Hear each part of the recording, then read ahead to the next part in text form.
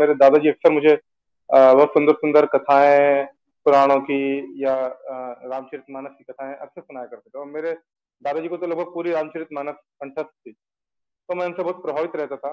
फिर धीरे धीरे जब नया नया इस्कॉन में आया तो किसी ने बोला भगवान श्री कृष्ण परम ब्रह्म है।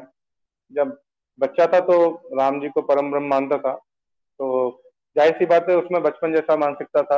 हमारे जो कृष्ण है वो प्रभु रामचंद्र से भी ज्यादा मर्सीफुल है, ज्यादा कृपालु है। ये हम प्रूव करके दिखाएंगे। तो कैसे बोले पुजारी? तो देखो, जब प्रभु रामचंद्र आए थे और उस समय शूर्पणखा आई उनके पास प्रपोजल लेके कि मुझे आप स्वीकार करो, तो प्रभु रामचंद्र ने क्या किया? शूर्पणखा का उसका कान काट दिया, उसका नाक काट दिया लक्ष्मण को बता के। तो उसको ऐसा ट्रीटमेंट दिया शूर्पणखा को रामचंद्र ने, तुम्हारे रामचंद्र ने। लेकिन हमारे कृष्ण ने वही शूर्पणखा जब कुब्जा बन के आई तो कुब्जा का उद्धार किया कृष्ण ने। तो भगवान कृष्ण ज्यादा कृपालु है प्रभु रामचंद्र से। फिर दूसरी चीज, जब सीता माता आई थी फिर से रावण से, उधर श्रीलंका से फिर से आई थी सीता, तभी प्रभु रामचंद्र ने उनकी अग्नि परीक्षा ली।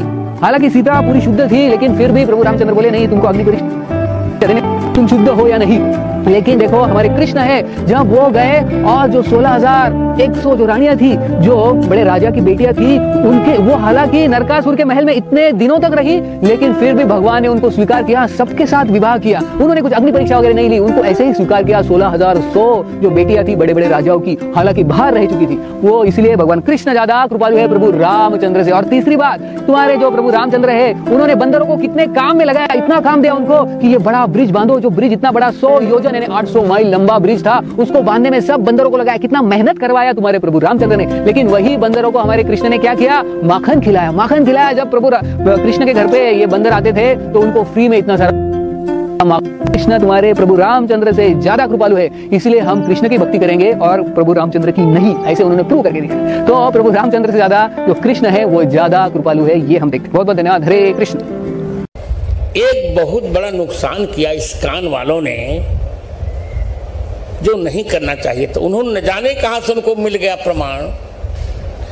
इसको आप सुनिए, हम ब्रज में बैठे हैं, न जाने कहां से उन्हें प्रमाण मिल गया कि कृष्ण भगवान 16 कला के हैं, राम जी जो है 12 कला के हैं। ये जहर बो दिया। अन्य कंपनियां जितना अमेरिका को नहीं देती भारत से, उतना इस्कॉन वाले, इस्कॉन भारत से धन लूटता है और अमेरिका में दे देता है। इसको आप लोग समझ नहीं पा रहे हैं, इसको समझ नहीं पा रहे आप। कितना छलावा किया जा रहा है हमारे यहां। मैंने सीधे चैलेंज किया, भी कर रहा हूं। कोदो बेच के मैंने नहीं पढ़ा है हो, हाँ, कोदो बेच के नहीं पढ़ा है, कोई संकुच नहीं। मेरे सामने आकर कोई ये सिद्ध कर दे कि राम जी 16 कला के नहीं हैं। दशरथ जी का ऐसा भगवान, तो जो इस्कॉन वाले कहते हैं कि 12 कला राम जी को, 16 कला कृष्ण जी की, उस पर तमाचा लगाया भागवतकार ने। तो बहुत दुष्ट संस्था है इस्कॉन की, लोगों को भ्रमित करती रहती है। जितना पैसा कंपनियां अमेरिका को नहीं देती, उतना पैसा ये भारत से अमेरिका को भेजती है। अब आग लगा दिया कि राम जी छोटे हैं, कृष्ण भगवान बड़े। मैंने कहा, मैंने कहा, कई बार मैंने कहा, मैंने शास्त्रार्थ के लिए ललकारा, आज भी ललकार रहा हूं कि जिसकी मां ने निष्ठा से शुद्ध दूध पिलाया हो, वो आके मुझसे चर्चा करने में प्रमाण देने को तैयार हो। कैसे कह रहे हैं आप कृष्ण भगवान 12 कला के हैं? हमारे मत में तो श्री राम और श्री कृष्ण में कोई अंतर नहीं है, दोनों 16 कला के अवतारी हैं।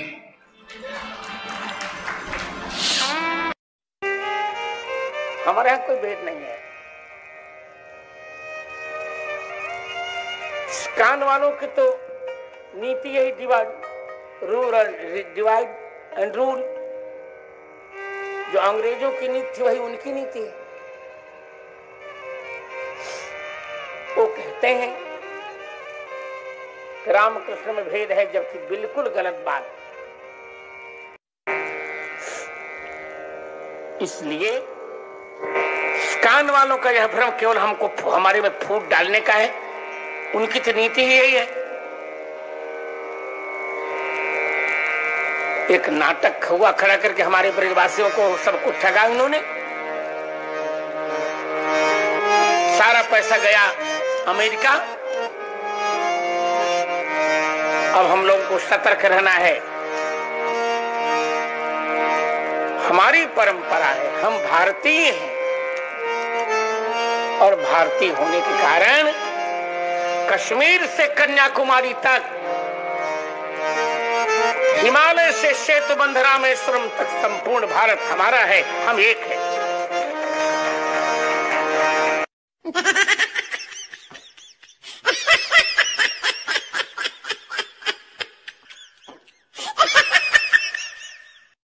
लगता है ये यूरोपियन और अमेरिकन को हिंदुस्तान की बहुत सारी कमजोरियां मालूम है।